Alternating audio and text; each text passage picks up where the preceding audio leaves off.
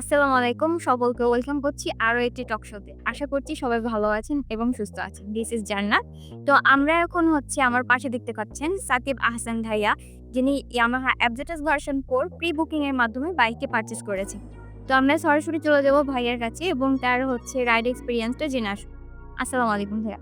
So কেমন আছেন? আলহামদুলিল্লাহ ভাইয়া। ভাইয়া আপনি আমাদের দর্শকদের উদ্দেশ্যে যদি রাইড এক্সপেরিয়েন্সটা একটু বলতেন।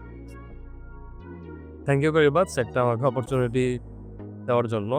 অ্যাকচুয়ালি আমার হিস্ট্রিটা অনেক আগে থেকে শুরু হয় ইয়ামাহার সঙ্গে, যখন এসিআই মোটর ছিল না, মানে ইম্পোর্টার আরকি। তো এসিআই মোটরস আসার পর থেকে আমি ইয়ামাহার সঙ্গেই আছি এবং ইনশাআল্লাহ আমার থাকার ইচ্ছাও আছে। একমাত্র রিজনটা হচ্ছে যে এটা একদম ফ্রেন্ডলি একটা রিলেশন। আমার কাছে মনে হয় যে এসিআই মোটরস মানে হচ্ছে একটা বন্ধুত্বপূর্ণ সম্পর্ক। এখন যেমন আমরা প্রায় একটা ইভেন্ট করি। যেকোনো সময় একটা ইভেন্টটা অ্যারেঞ্জমেন্ট করে ফেললাম।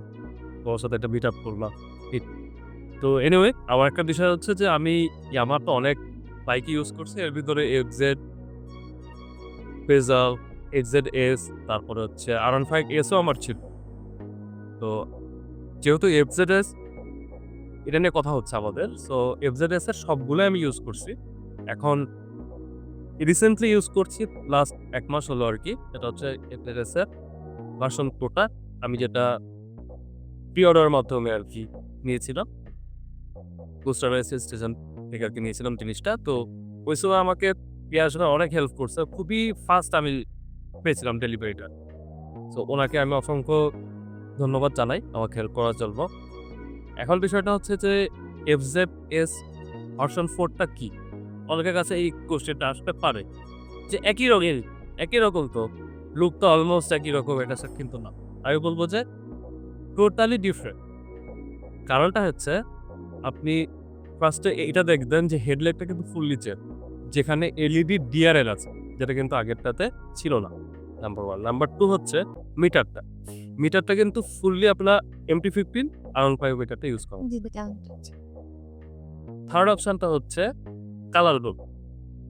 গ্রাফিক্স গুলো কিন্তু টোটালি আলাদা।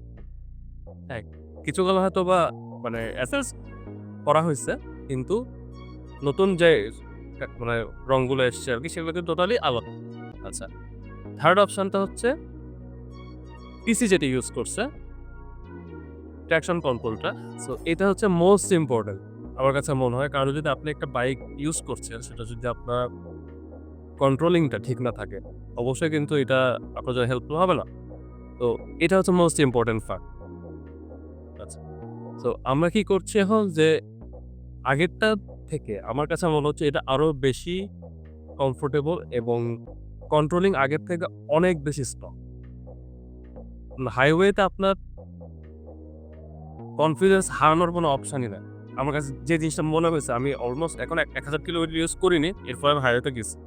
কিন্তু আমার কাছে মনে হয়নি আগেরটার থেকে অনেক বেশি স্ট্রং এটা। হ্যাঁ? আর মাইলেজের কথা যদি আমাকে বলেন, তো আগেরটাতে আমি অনেকের বিশ্বাস নাও হতে পারে। আগেরটাতে আমার মানে এফজেডএস ভার্সন 3 ডিলাক্স আমি পেয়েছি হচ্ছে 55 প্লাস। এটা অনেকের বিশ্বাস হবে। এটা অনেকেরই জি, হবে না। ভার্সন 3 টা ইউজ করুন। Version 3 deluxe. Deluxe.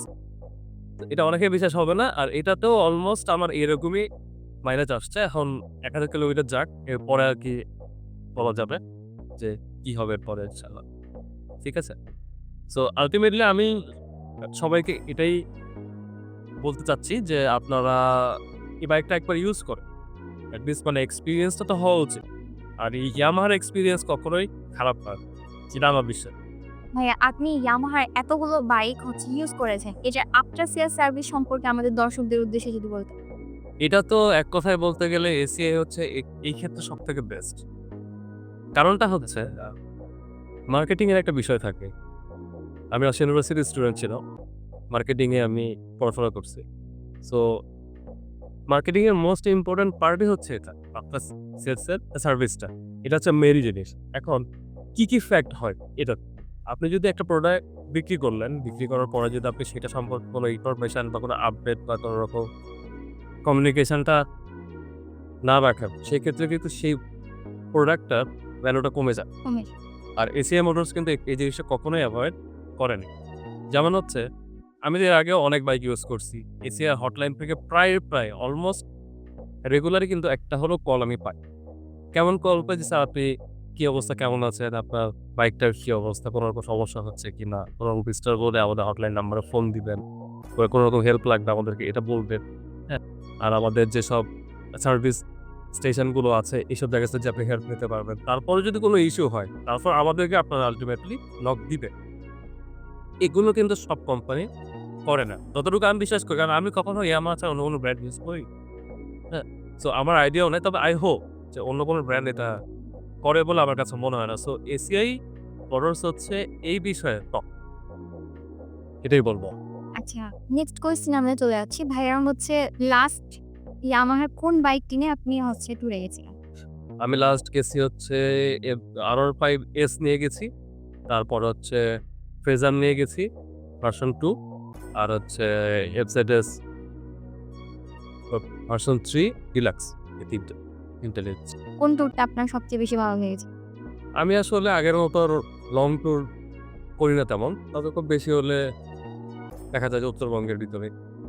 So thank you so much ভাইয়া আপনার মূল্যবান মতামতটি দেওয়ার জন্য। সো ভিউয়ার্স আজকের টক শো এই পর্যন্তই। পরবর্তী আবার কোনো টক শোতে হাজির হব। সেই পর্যন্ত সবাই সুস্থ থাকুন, ভালো থাকুন। আল্লাহ হাফেজ। Yes, Yes, Yamaha. Yamaha.